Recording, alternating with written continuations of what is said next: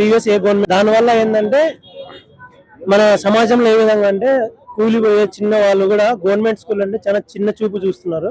So private స్కూల్లో నా కూతురు చదివిలా, ప్రైవేట్ స్కూల్లో నా కొడుకుని చదివిలా అనే ఉద్దేశంలో ఉన్నారు. ఆ సమయంలో తెచ్చిన పథకం అమ్మఒడి. దాని ద్వారా అంటే ప్రైవేట్ స్కూల్ ఏం చేశాయంటే ప్రతి ఒక్క పేదవారు గడప తొక్కి మీ పిల్లని మా స్కూల్లో చేర్పించండి, జగన్ వేసిన 15,000 రూపాయలే చాలు, ₹1 ఎక్కువ కట్టద్దండి, దాంట్లో కూడా బస్ ఫీజు ఇస్తామని చెప్పేసి చేశారు. ఆ విధంగా పేదవారు ఆత్మగౌరవం అంటే యాక్చువల్ గవర్నమెంట్ స్కూల్ మంచి స్కూల్ ఇస్తాయి. ఎందుకంటే గవర్నమెంట్ లో ₹1,00,000 తీసుకునే వాళ్ళు ఉంటారు, ప్రైవేట్ దాంట్లో 10,000 15,000 పనిచేసే టీచర్లే ఉంటారు అనమాట. సో దాన్ని మధ్యతరగతి దిగువ మధ్యతరగతి వాళ్ళకి ఉపశమనం కలిగించే విధంగా అదొక మేజర్ కాన్సెప్ట్ తీసుకొచ్చాడు. ఇంటర్ పిల్లలకి ముందు ప్రభుత్వంలో స్కాలర్షిప్ అనేది ఒకటి ఉండేది, బట్ ఇంటర్కి బీటెక్ చదివే వాళ్ళకి తర్వాత పీజీ చదివే వాళ్ళకి ఏం తీసుకొచ్చాడంటే వసతి దీవెన అని చెప్పేసి సంవత్సరానికి 20,000 రూపాయలతో 6 నెలలకు 10,000 రూపాయలు వేసేవాడు. ప్రస్తుత గవర్నమెంట్ లో వసతి దీవెన రాలేదు, అమ్మఒడిని పేరు మార్చి ఇంకో విధంగా డబ్బులు వేస్తున్నారు. 2 ఏళ్లలో ఒకసారి వేశారు. బట్ వీళ్ళు గవర్నమెంట్ అంటే పిల్లలు ఎంతమంది ఉంటే అంతమంది వేస్తా ఉన్నారు. ఇది ఒక మేజర్ అదేమంటారు చేంజ్ అనమాట, డ్రాస్టిక్ చేంజ్. అంటే డబ్బులు ఉన్న వాళ్ళ కాదు, రిచ్ పీపుల్స్ లో కాదు, అంటే మధ్య తరగతి వాళ్ళకి డ్రాస్టిక్ చేంజ్. తర్వాత మనం చూసుకుంటే ఎడ్యుకేషన్ పరంగా గవర్నమెంట్ స్కూల్స్ అనేది అస్తవ్యస్తం అనేది మనకి చాలా అంధకారంగా బిల్లు చేసి చాలా వేల కోట్లు ఖర్చు పెట్టి దాన్ని ప్రిపేర్ చేశారు. సో ఆ విధంగా మెచ్చుకోవచ్చు. ఇంకో విధంగా ఏంటంటే మన జాబ్స్ కూడా మీరు చూసినట్లయితే మన చాలా జాబ్స్ లేకుండా చాలా మంది ఖాళీగా ఉండేవాళ్ళు. ఇప్పుడు కూడా చూసామంటే చాలా మంది ఖాళీగా ఉన్నారు. కానీ ఈ గవర్నమెంట్ లో మన వంగలు కూడా ఎంతో కామెంట్ చేసింది, మేము చిన్నగా ఉండేటప్పుడు జాబుల కోసం మేము వెతికేవాళ్ళు, మీకోసం జాబులు వెతుకుతున్నాయని అంటుంది. బట్ ఎక్కడ వెతుకుతున్నాయో జాబులు మా కోసమో మాకు కనబడట్లేదు అనమాట. మామూలుగా ఏమన్నంటే మేము మొన్న డిఎస్సి చేసాము ఇవి చేసాము అని చెప్తున్నారు రిక్రూట్మెంట్, బట్ కేవలం 20,000 లోపే ఉన్నాయి. నేను గట్టిగా చెప్పేది ఏంటంటే జగన్ హయాంలో శాశ్వత ఉద్యోగాలు రాకపోయినా కూడా శాశ్వత ఉద్యోగాలు అందరికి కల్పించడం మనకున్న జవాబు ఎవరి వల్ల కాదని గంటపదంగా నేను చెప్పగలను. ఇంకా వీళ్ళ కూటమిలో 15 ఏళ్ళు టైం ఇచ్చినా కూడా శాశ్వత ఉద్యోగాలు నిరుద్యోగ ఎవరు కల్పించలేరు.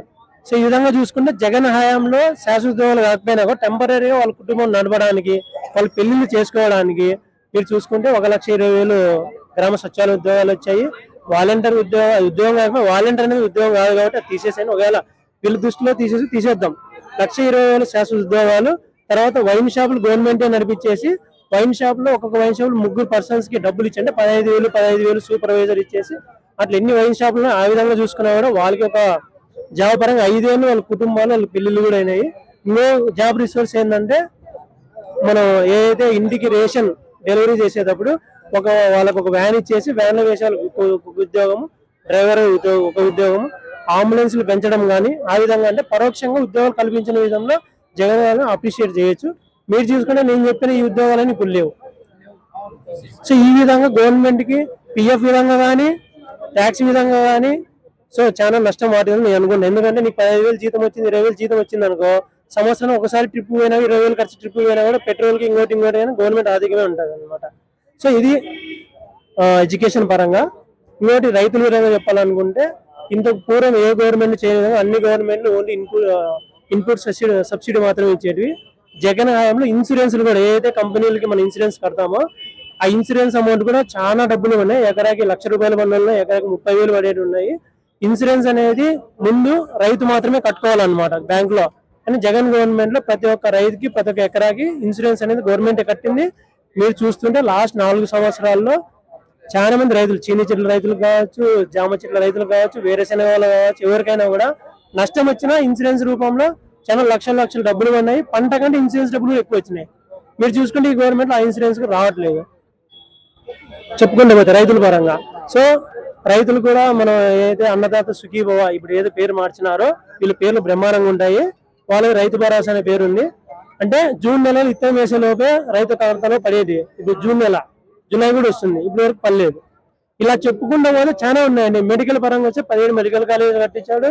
ఉన్న మెడికల్ ఏదైతే కరోనా టైంలో మనకి స్టాఫ్ తక్కువ ఉన్నారని చెప్పేసి 30,000 మంది నర్సులు రిక్రూట్ చేశాడు, పర్మనెంట్ ఉద్యోగాలు వాళ్ళందరికీ.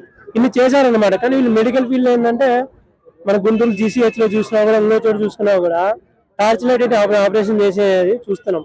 సో చెప్పుకుంటే కదా చాలా ఉన్నాయి, చెప్పుకోవడం లిస్టే సరిపోయి అన్ని ఉద్యోగాలు చేశాడు, అన్ని జాబులు తెప్పించాడు, అంతా డెవలప్మెంట్ జరిగింది.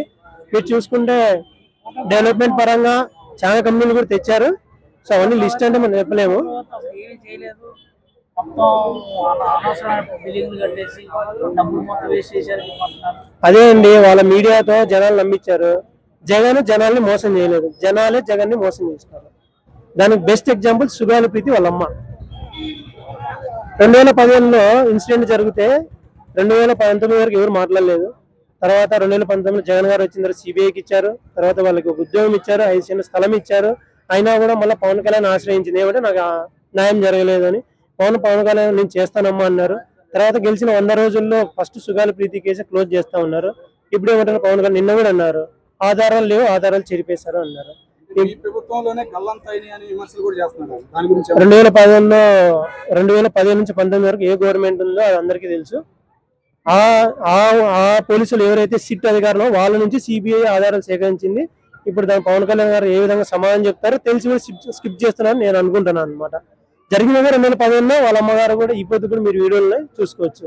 ఇది ఒక నిదర్శనం చెప్తున్నా. అంటే జగన్ అనే వాళ్ళు జనాల్ని మోసం చేయలేదు, జనాలే జగన్ ని మోసం చేశారు. ఎన్ని సంక్షేమ పథకాలు పెట్టినా కూడా డెవలప్మెంట్ పరంగా కొన్ని అయితే జరగలేదు. ఎందుకంటే కరోనా 2 ఏళ్ళు పోయింది. తర్వాత ఇంకోటి మన ఏపీ అనేది కొంచెం ఐటీకి అనేది కొంచెం అంటే తగ్గమైన ప్లేస్ కాదు అమరావతి అనేది. మీరు ఇప్పుడు కూడా చూసుకుంటే కూడా ఏ ఐటీ కంపెనీ అయినా వైజాగ్ లోనే వస్తున్నాయి. దానికనే ఉద్దేశంతో వైజాగ్ క్యాపిటల్స్ అడ్మినిస్ట్రేటివ్ చేస్తా ఉన్నారు, కానీ చాలా మంది వ్యతిరేకించారు.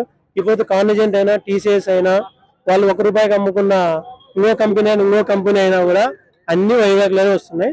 వాళ్ళకి అంత బలమే. ఇంకోటి అంటే అమరావతిని ఎందుకు పెట్టుకోలేకపోతున్నారు? దీనికి టీడీపీ వాళ్ళ నుంచి ఒకటే ప్రశ్న వస్తుంది, మాకి సముద్రం లేదు అంటారు.